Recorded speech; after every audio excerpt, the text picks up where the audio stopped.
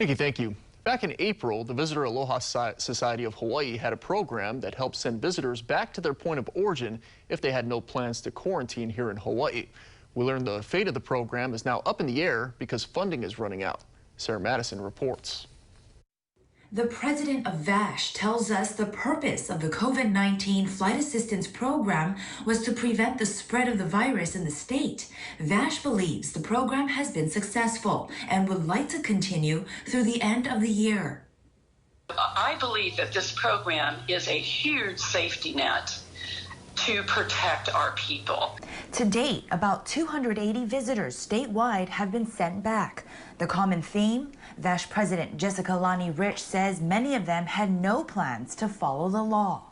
And we also had in that number, Sarah, people who did blatantly go out to the beach and enjoy a Hawaiian vacation, posting on Facebook that they were not in quarantine.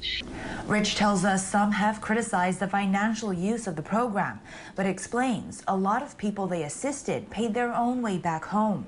Some of the flights were even donated. Rich says the program is important because it helps protect residents.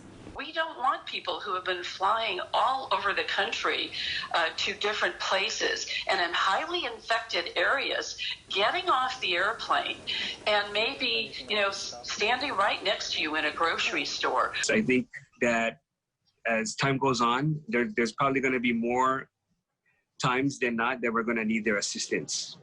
Senator Donovan Dela Cruz, the Senate Special Committee on COVID-19 chair, says the state will have to gear up on enforcement as it starts to welcome visitors with pre-travel testing beginning this month.